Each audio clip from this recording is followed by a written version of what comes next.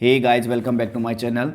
पिछली क्लासेस में हम पढ़ रहे थे English compulsory chapter number 7 Indigo, जिसमें हमने अब तक पढ़ा कि भारतीय राष्ट्रीय कांग्रेस के 1916 के अधिवेशन के दौरान लखनऊ में जब ये अधिवेशन चल रहा था, उस समय पर एक गरीब किसान राजकुमार शुक्ल गांधी के पास में पहुँचे कि गांधी जो है वो उसकी मदद करे।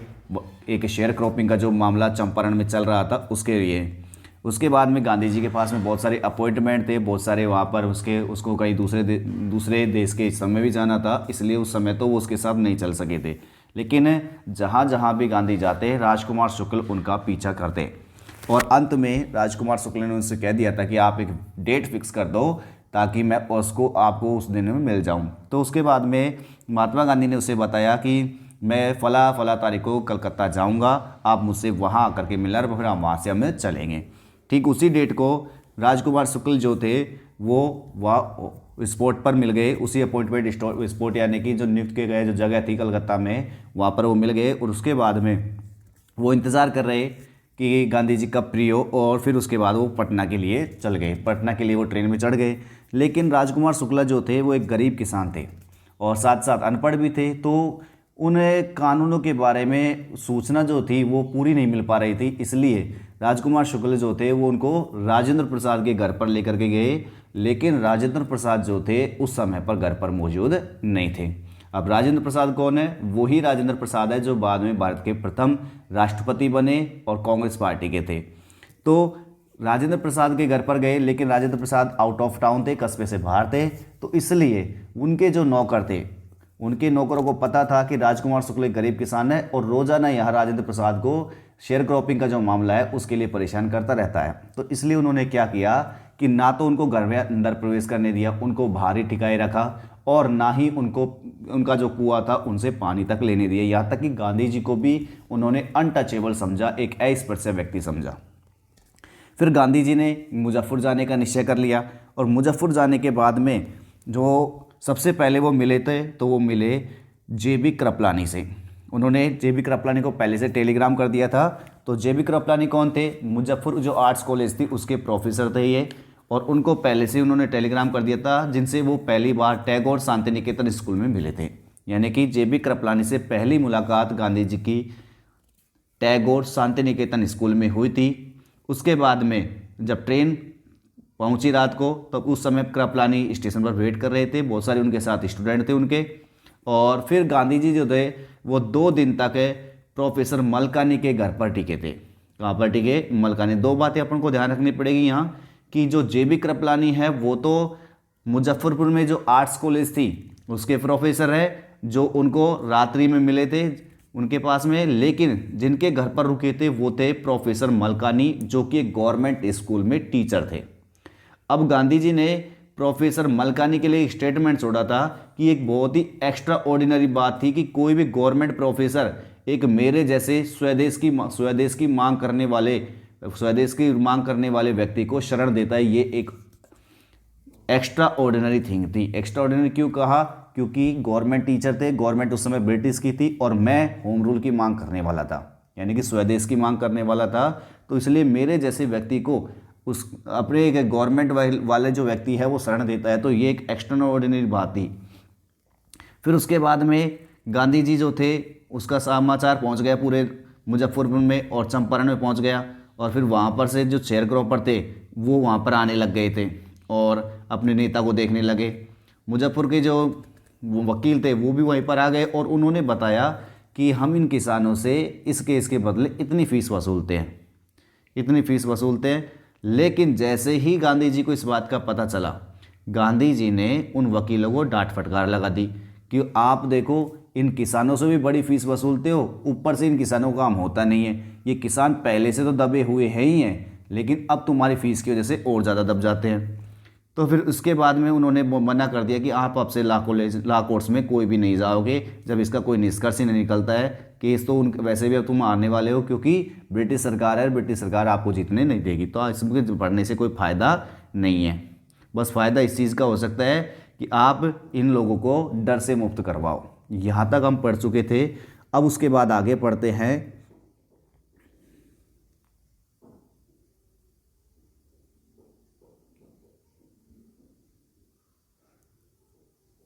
Most of the arable land in the Champaran district was divided into large estates owned by Englishmen and worked by Indian tenants. The chief commercial crop was indigo. The landlord compelled all tenants to plant 3/20 or 15% of their holding with indigo and surrender the entire indigo harvest as rent. This was done by a long-term contract. अब देखो किस बात की problem थी वहाँ पर, यानी कि गांधी जी के पास में राजकुमार शुक्ल जो थे वो किस परिवेदना के साथ में पहुंचे थे। परिवेदना ये थी कि most of the arable land, यानी कि ज़्यादातर जो जोतने योग्य भूमि थी। अरेबल लैंड का मतलब क्या हो गया, जोतने योग्य, यानी कि जिस पर कृषि की जा सकती थी, जोतने योग्य जो भूमि थी, तो ज़्यादातर जो जोतने योग्य भूमि थी in the Champaran district, Champaran जिले में was divided into large estates, वो विभक्त की गई थी into large estates. Large estates का मतलब हो गया बड़े बड़े एस्टेट, एस्टेट का मतलब हो गया जागीरें। आउन्ड बाय द इंग्लिशमैन, जो किसके द्वारा, आउन का मतलब जिनका स्वामित्व था, किसके लिए था, इंग्लिशमैन, यानी कि अंग्रेज लोग इस पर स्वामित्व रखते थे। And worked by English tenets, और इन पर काम किया जाता किसके द्वारा, इंडियन टीनेट्स। अब देखो टीनेट्स का मतलब किराएदार, लेकिन यहाँ किराएदार का मतलब वो किराएदार की तरह काम करते थे, काश्तकार के तौर पर काम करते थे। नाम लिया गया है किसका, काश्तकार का। तो मतलब क्या हुआ इसका मतलब कि जो ज़्यादातर जोतने योग्य जो भूमि थी चंपारण में, उसको बड़ी बड़ी जागीरों में बांट दिया गया, और वो जागीरें जो थी वो किसके अधीन कर दी गई, इंग्लिशमैन यानी कि अंग्रेजों के अधीन कर दी गई। और उन पर भारतीय जो काश्तकार जो थे वो काम करते थे, यानी कि ज़मीन तो एक्चुअल में इंडियंस की थी, लेकिन इंडियंस की ज़मीनों को विभाजित कर दिया गया, उनके ऊपर एक अधिकार रख दिया किसका, इंग्लिशमैन, यानी कि जो ऑनर हुए, आधिपत्य जो किसका कर दिया, अंग्रेजों का। अब भारतीय किसान केवल एक किराएदार के तौर पर, या कह सकते हैं काश्तकार के तौर पर काम करते थे वहाँ पर। और व्यवस्था क्या थी वहाँ पर, the chief commercial crop was Indigo, मुख्य जो व्यापारिक फसल थी, कॉमर्शियल का मतलब क्या हो गया, व्यापारिक, मुख्य जो व्यापारिक फसल थी वो किसकी थी, इंडिगो। इंडिगो मतलब नील की कृषि की जाती थी, यानी कि जो भी व्यापारिक फसल थी वो केवल और केवल कौन सी थी, इंडिगो थी, नील की खेती करनी थी। The landlord compelled all tenants to plant 3/20 और 15% ऑफ देयर होल्डिंग। और देखो जो लैंडलॉर्ड्स थे, इंग्लिश लैंडलॉर्ड्स थे, ब्रिटिश जो जमींदार थे, कंपेल्ड वो बाध्य करते थे ऑल टीनर्स, टीनर्स ध्यान रखना किसानों के लिए आ रहा है, और टीनर्स क्यों आया, किसानों के लिए, किराए पर एक तरीके से किराएदार थे वो। तो सारे जो जमींदार थे, या कह सकते हैं कि वहाँ के जो इंग्लिश जो जमींदार थे, कंपेल्ड वो बाध्य किया करते थे ऑल टीनेंट्स, सभी काश्तकारों को, सभी किसानों को, टू प्लांट उगाने के लिए 3/20 यानी कि 3/20 भाग पर, 3/20 का मतलब कितना हो गया, पर 15% भाग पर देयर होल्डिंग, उनकी जो ज़मीन हुआ करती थी, उनकी जो काश्तकारी ज़मीन थी, उनके 15% भाग पर विथ इंडिगो, किसकी कृषि की जाती थी, नील की। यानी कि ये बाध्य कर दिया गया था कि किसान जो है वो 15% ज़मीन पर इंडिगो की खेती ही करेगा। ब्रिटिश लैंडलॉर्ड ने ये बाध्य किया हुआ था। एंड सरेंडर, और फिर उसको सरेंडर कर देगा, सरेंडर का मतलब समर्पण कर देगा, द एंटायर इंडिगो हार्वेस्ट, पूरी की पूरी इंडिगो की फसल को एज रेंट, किराए के तौर पर। This was done by a long term contract, ये एक लंबे समय का समझौता था। This was done a long term contract, long term का मतलब लंबे समय तक का समझौता था। इसका मतलब क्या हुआ कि ज़मीन तो देखो किसानों की थी, ज़मीन किसानों की है, लेकिन उस पर मालिकाना हक जो था वो ब्रिटिश लैंडलॉर्ड का कर दिया गया। अब ब्रिटिश लैंडलॉर्ड जो का हक जो था वो क्या करते थे, किसानों से कह दिया कि किसान 15% जो ज़मीन होगी, मतलब एक किसान के पास 100 बीघा ज़मीन है तो उसके 15 बीघा ज़मीन पर तो किसकी कृषि की जाएगी, इंडिगो की, यानी कि नील की खेती की जाएगी। अब 15% जो ज़मीन पर इंडिगो की खेती की जा रही है, वो इंडिगो की खेती पूरी की पूरी किसके पास आएगी, उसे ब्रिटिश लैंडलॉर्ड के पास। बाकी जो बच के 85% जो खेत रह गया, 85 बीघा जो खेत रह गया, उस 85% खेत पर किसी भी चीज़ की खेती कर सकता था किसान, उसके ऊपर कोई दबाव नहीं था। लेकिन 15% खेत पर तो नील की खेती ही की जाएगी, और उस 15% जो खेत पर नील की खेती की गई है उसकी की पूरी फसल इंग्लिश लैंडलॉर्ड को समर्पित कर दी जाएगी। ये व्यवस्था की गई थी पहले से।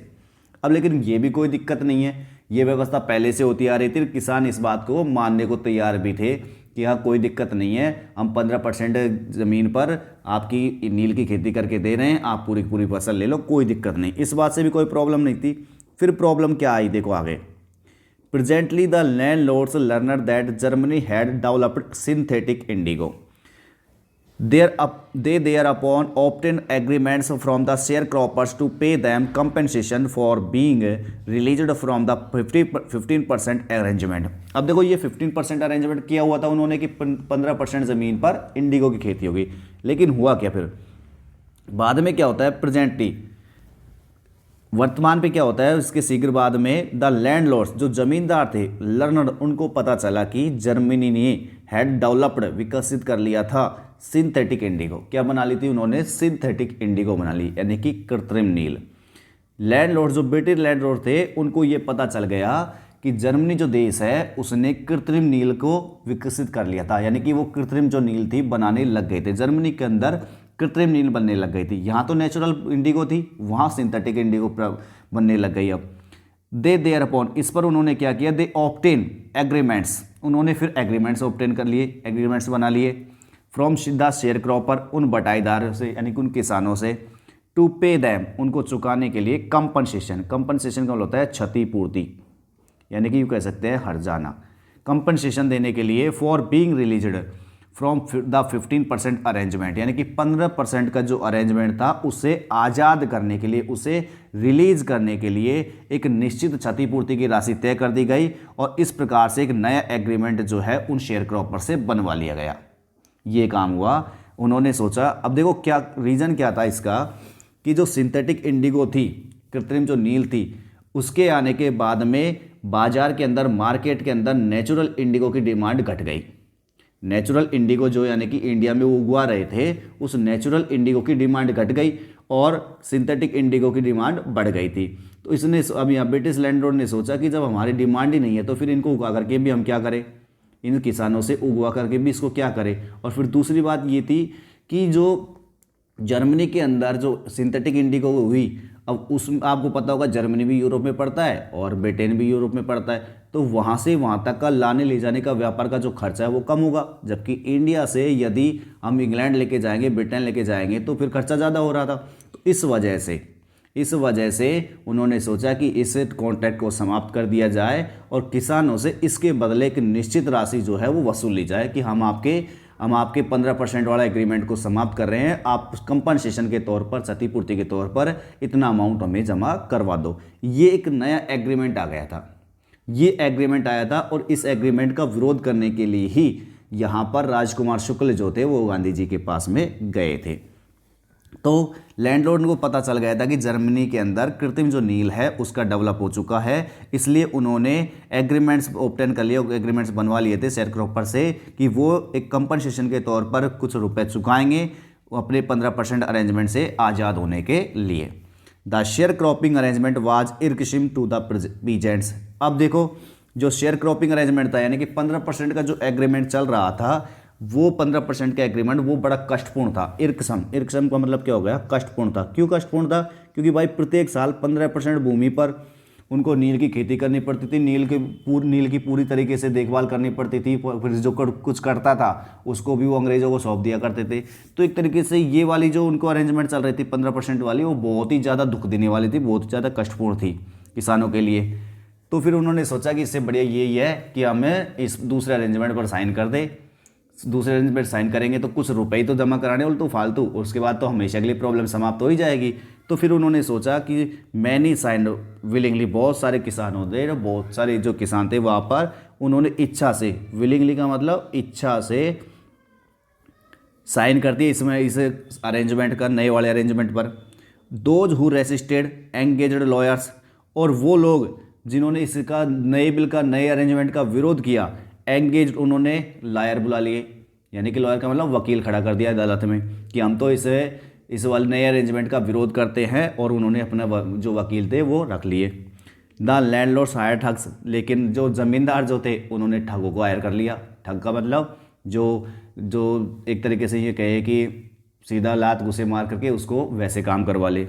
तो उन्होंने, लैंडलॉर्ड्स ने जो थे उन्होंने लुटेरों को हायर कर लिया। लुटेरों को मतलब उनको किराए पर बुला लिया, तो जो भी विरोध करे तो उनको वैसे तरीके से धमकाने लग गए थे। मीनवाइल, इसी के बीच में, the information about synthetic Indigo reached the illiterate peasant who had signed and they wanted their money back. अब इसी के बीच में क्या होता है कि सिंथेटिक इंडिगो की खबर, सिंथेटिक इंडिगो मतलब कृत्रिम नील जो जर्मनी में विकसित हो रही थी, तो सिंथेटिक इंडिगो की जो सूचना जो थी वो उन गरीब अशिक्षित किसानों के पास में पहुंच गई जिन्होंने साइन कर दिए थे, यानी कि जिन्होंने एक निश्चित अमाउंट जो था उन अंग्रेजों को दे दिया था, उन इंग्लिश लैंडलॉर्ड्स को दे दिया था, उन तक वो खबर पहुंच गई कि ये अंग्रेजों ने इसलिए हमको आज़ाद नहीं किया इस एग्रीमेंट से कि आपको 15% से एग्रीमेंट से आज़ाद कर रहे हैं, आप निश्चित अमाउंट दे दें। उन्होंने इसलिए किया है क्योंकि इस नील की खेती की उनके पास में कोई डिमांड नहीं है। तो ये बात जो है वो उन लोगों तक पहुंच गई जिन लोगों ने साइन कर दिए थे और पैसा दे दिया था। अब वो लोग जो थे they wanted their money back, वो लोग अपना पैसा वापस चाहते थे। At this point Gandhi arrived in Champaran, और इसी पॉइंट पर गांधी जो थे वो चंपारण पहुंचे। ही बिगैन उसने शुरू कर दिया बाय ट्राइंग कोशिश करना टू गेट द फैक्ट्स, किस चीज़ों को, टू गेट द फैक्ट्स तथ्यों को इकट्ठा करने के लिए। तो उन्होंने तथ्य इकट्ठा करना शुरू कर दिया। फर्स्ट ही विजिटेड, पहले तो वो गया कहाँ पर, the secretary of the British landlord association. अब जब उसने फैक्ट इकट्ठा करना शुरू किया गांधी ने, तो सबसे पहले वो ब्रिटिश लैंडलॉर्ड जो एसोसिएशन था, यानी कि ब्रिटिश जमींदारों का जो संगठन था, उसके सचिव सेक्रेटरी यानी कि सचिव जो था उसके पास में गया। The secretary told him, secretary ने उसे बताया कि they could give no information to an outsider, कि वो किसी भी बाहर के व्यक्ति को, आउटसाइडर का मतलब क्या हो गया, बाहर का व्यक्ति को कोई सूचना नहीं दे सकते। ब्रिटिश लैंडलॉर्ड एसोसिएशन का जो सेक्रेटरी था उसने बताया कि हम किसी भी व्यक्ति को, किसी भी बाहर के व्यक्ति को कोई सूचना नहीं दे सकेंगे। तो गांधी ने आंसर दिया डैट की ही वाज नो आउटसाइडर, कि वो आउटसाइडर नहीं रहे, वो बाहर का व्यक्ति नहीं है, मैं इसी देश का व्यक्ति हूँ। Next Gandhi called on the British official commissioner of Tirhut division in which the Champaran district lay. अगली बार वो कहाँ पर पहुंचे, Gandhi called on the British official commissioner, British अधिकारियों का जो कमिश्नर था ऑफ तिरहुट डिवीजन। अब ये क्या है डिवीजन, कि जो चंपारण जिला जो डिस डिवीजन के अंदर आता था वो डिवीजन का नाम है तिरहुट डिवीजन, यानी कि इन विच द चंपारण डिस्ट्रिक्ट ले, जिस डिवीजन में चंपारण जो जिला था वो पड़ता था, वो तिरहुट डिवीजन के कमिश्नर के पास में वो गए। The commissioner Gandhi report proceeded to bully me and advised me to forthwith the leave to leave Tirhut. अब जो गांधी जो थे वो बताते हैं, गांधी बताते हैं कमिश्नर ने क्या कहा कि the commissioner proceeded to bully me, commissioner जो था उसने शुरू कर दिया, प्रोसीड का मतलब शुरू कर दिया कमिश्नर ने, टू बली मी शुरू कर देना, टू बली मुझे धमकाना, बली का मतलब क्या हो गया, धमकाना। तो कमिश्नर ने मुझे धमकाना शुरू कर दिया। एंड एडवाइज्ड मी, और मुझे एडवाइस दी, सलाह दी, फोर्थ विद कि तुरंत, फोर्थ विद का मतलब क्या हो गया, तुरंत, टू लीव तिरहुट, कि इसको छोड़ दो, तिरहुट को छोड़ दो, कि उन्होंने मुझे धमकाना शुरू कर दिया और मुझसे कह दिया कि तुरंत जो तिरहुट डिवीजन है उसको छोड़ दो। Gandhi did not leave, Gandhi ने नहीं छोड़ा, Gandhi did not leave, Gandhi ने नहीं छोड़ा। इंस्टेड, इसके बजाय ही प्रोसीडेड टू मोतीहरी, उन्होंने मोतीहरी की ओर आगे बढ़ गए।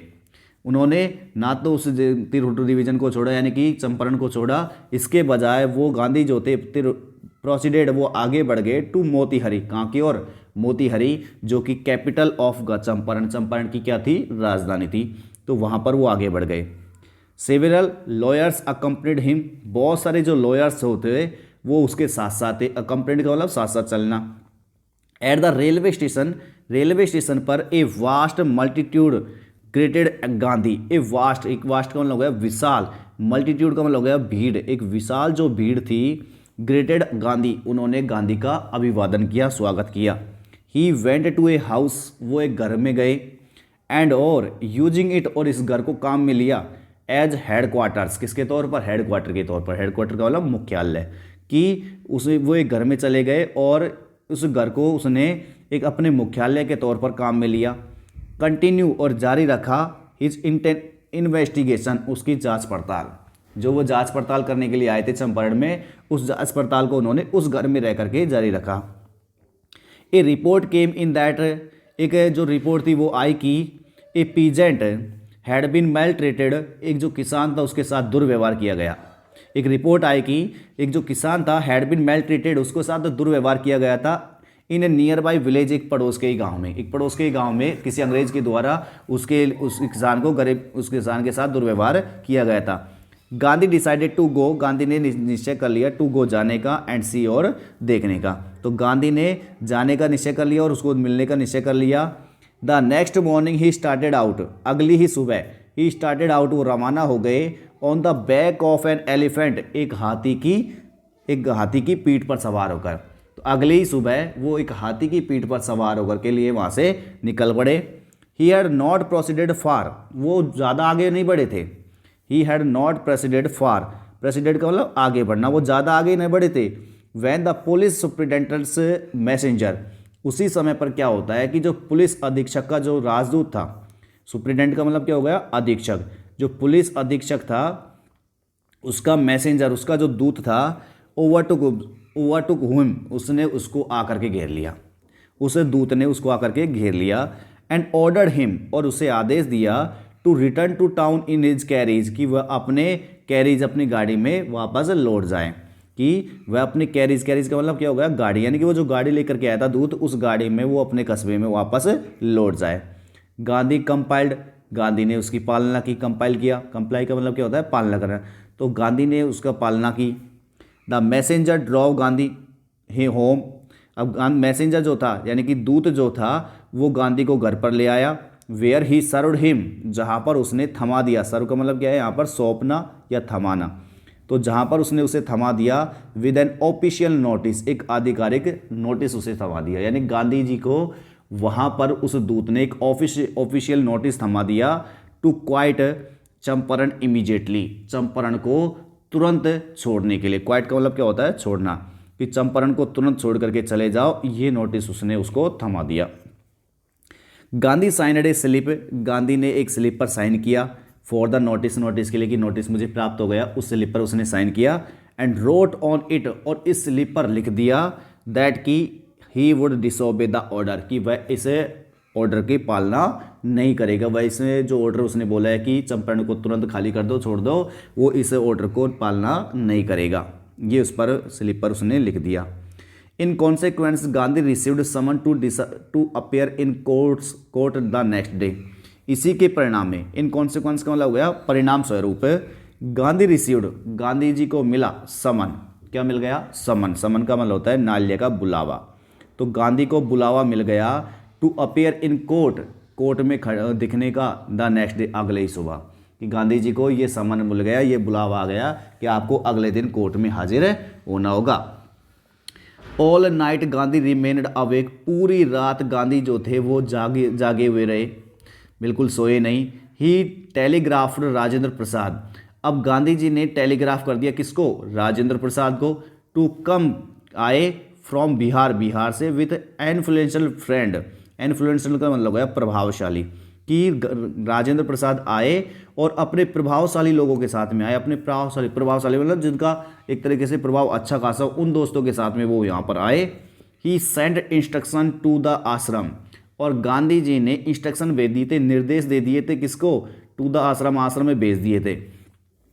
ही वायर्ड, उसने तार भेजा, वायर का मतलब तार भेजा किसके लिए, एक फुल रिपोर्ट बनाई टू द वायसराय। आपको पता ही होगा उस समय पर ब्रिटिश जो सबसे बड़ा हुआ करता था इंडिया के अंदर, तो वो था वायसराय, यानी कि गवर्नर जनरल और वायसराय जिसका नाम हुआ करता था, तो उसके लिए उसने तार भेज दिया, यानी कि ब्रिटिश अधिकारी था जो भारत में सबसे प्रधान, सबसे ऊपर हुआ करता था। तो he wired a full report to the viceroy, कि उसने वायसराय को एक पूरी रिपोर्ट का तार भेजा कि ये रिपोर्ट थी। Morning found the town of Motihari black with peasants, अब क्या होता है कि सुबह, जैसे ही सुबह होती है तो उस समय पर मोतीहरी जो कस्बा था वो किसानों से पूरा काला पड़ गया, किसान वहाँ पर थे, तो पूरा का पूरा जो मोतीहरी कस्बा था वो ब्लैक पड़ गया, काला पड़ गया। They did not know Gandhi's record in south Africa, अब वो जो लोग थे, किसान जो वहाँ पर आए थे, वो गांधी जी के रिकॉर्ड के बारे में नहीं जानते थे, जैसा रिकॉर्ड उनका साउथ अफ्रीका में था, यानी कि साउथ अफ्रीका में गांधी जी किस प्रकार का रिकॉर्ड था वो किसान उस बारे में नहीं जानते थे। दे हैड मेयरली हर्ड, उन्होंने केवल ये सुना था उन किसानों ने कि एक Mahatma who wanted to help them, जो उनकी मदद करना चाहता था, was in trouble with the authorities, वो अधिकारियों के साथ एक परेशानी में था। वो किसान केवल इतना जानते थे कि एक महात्मा था जो हमारी मदद करने के लिए आया था और उनको अधिकारियों ने परेशानी में डाल दिया था, वो इतनी बात जानते थे। There spontaneous demonstration in thousands around the courthouse was the beginning of their liberation from fear of the British. Their spontaneous demonstration, spontaneous का मतलब होता है सहज और demonstration का मतलब होता है प्रदर्शन। उनका जो सहज प्रदर्शन था, उन किसानों का जो सहज प्रदर्शन था, इन थाउजेंड्स, वो भी हजारों की संख्या में, अराउंड द कोर्ट हाउस, उसे अदालत के बाहर, अदालत के चारों ओर, वाज द बिगिनिंग, वो शुरुआत थी, ऑफ देयर लिबरेशन, उनकी आज़ादी की। किससे आज़ादी? From fear of the British, यानी कि ब्रिटिश लोगों के डर से आज़ादी। तो ब्रिटिश लोगों का जो डर था उससे आज़ादी की ये शुरुआत थी कि वो जो लोग थे वो सहज प्रदर्शन कर रहे थे। कहाँ पर? उस कोर्ट हाउस के बाहर, उस अदालत के बाहर। The officials felt powerless without Gandhi's cooperation. दो जो ऑफिशियल्स जो थे, वो अधिकारी जो लोग थे, अब आपको पता है पूरे के पूरे गांव वाले आ गए, पूरे किसान आ गए थे वहाँ पर। अधिकारी तो बहुत कम होते हैं, वैसे ही ब्रिटिश तो बहुत कम थे, वो तो केवल उनके बंदूक के जोर पर काम करवाते थे। तो जो अधिकारी जो थे, फेल्ट पावरलेस, उन्होंने अपने आप को असहाय पाया, with Gandhi's cooperation, without Gandhi's cooperation, Gandhi ji की मदद के बिना, गांधी जी की सहयोग के बिना। कोऑपरेशन का मतलब सहयोग। तो गांधी जी के सहयोग के बिना जो अधिकारी जो थे, उन्होंने अपने आप को पावरलेस पाया, बिल्कुल असहाय पाया। He helped them, Gandhi ji ने उनकी मदद की। रेगुलेट द क्राउड, उस भीड़ को नियंत्रित करने के लिए, उस भीड़ को नियंत्रित करने के लिए गांधी जी ने उनकी हेल्प करी। He was polite and friendly, he was polite, वो विनम्र थे, एंड फ्रेंडली, बिल्कुल दोस्ताना थे। He was giving them concrete proof that their might hitherto dreaded and unquestioned could be challenged by Indians। अब जो गांधी जी जो थे, he was giving them, वो उनको दे रहे थे कॉन्क्रीट प्रूफ, यानी कि बिल्कुल पक्का सबूत। कॉन्क्रीट का मतलब क्या हो गया? पक्का सबूत दे रहे थे। किस बात का? कि देयर माइट, उनकी जो वो शक्ति थी, यानी कि अंग्रेजों की बात हो रही है यहाँ पर, कि ही was giving them concrete proof, कि वो अंग्रेजों को दे रहे थे क्या? पक्का प्रूफ दे रहे थे, पक्का सबूत दे रहे थे। दैट की देयर माइट, उनकी जो शक्ति थी, माइट का मतलब क्या हो गया? शक्ति। उनकी जो शक्ति थी, हेयर डू, जिसे अब तक ट्रीडेड, डरते थे, एंड अनक्वेश्चन, और जिस पर कोई प्रश्न नहीं खड़ा किया जाता था, उनकी वो जो शक्ति थी, कुड बी चैलेंज्ड, उसको चैलेंज किया जा सकता था, उसको चुनौती दी जा सकती थी, बाय इंडियंस, भारतीय लोगों के द्वारा। कि भारतीय लोगों के द्वारा उनकी वो शक्ति जिससे अब तक वो डरते थे, जिस पर उन पर कोई प्रश्न नहीं उठाया था, उस शक्ति को अब भारतीय लोगों के द्वारा चैलेंज किया जा सकता था। इस बात का वो एक पक्का प्रूफ उनको दे रहे थे। द गवर्नमेंट वाज बैफल्ड, अब जो सरकार जो थी वो चकरा गई। बैफल्ड का मतलब क्या हो गया? चकरा जाना। तो सरकार जो थी वो चकरा गई। द प्रोसिक्यूटर रिक्वेस्टेड द जज टू पोस्टपोन द ट्रायल, अब जो प्रोसिक्यूटर था, अभियोजक जिसे कहते हैं, यानी कि जो मुकदमा लड़ता है, जो अभियोजक जो था, रिक्वेस्टेड, उसने प्रार्थना की, द जज से कि टू पोस्टपोन, क्या कर दो? स्थगित कर दिया जाए, द ट्रायल का मतलब मुकदमा, कि मुकदमे को आज से स्थगित कर दिया जाए, किसी और दिन बुलाया जाए। तो इसलिए उस मुकदमे को पोस्टपोन करने के लिए, स्थगित करने के लिए जज से उसने रिक्वेस्ट की। The authorities wish to consult their superior, और साफ तौर पर बात देखे जाए तो अपेरेंटली मतलब साफ तौर पर, द अथॉरिटीज, जो अधिकारी जो लोग थे, यानी कि अंग्रेज अधिकारी जो थे, विशड, वो चाहते थे, टू कंसल्ट देयर सुपीरियर्स, अपने वरिष्ठ लोगों से सलाह लेना, यानी कि अपने से जो सुपीरियर जो थे उनके ब्रिटिश अधिकारियों के, उनसे वो सलाह लेना चाहते थे। इसलिए उस मुकदमे को वो पोस्टपोन कराना चाहते थे। अब वो उनसे भीड़ भी कंट्रोल नहीं हो पा रही थी। तो उसके बाद में हम जो क्लास है वो अगले क्लास में पढ़ेंगे। थैंक यू स्टूडेंट्स, और अच्छे से पढ़ना है, बड़ी ऐतिहासिक घटना है ये। आगे घटना जो है हम नेक्स्ट क्लास में पढ़ेंगे।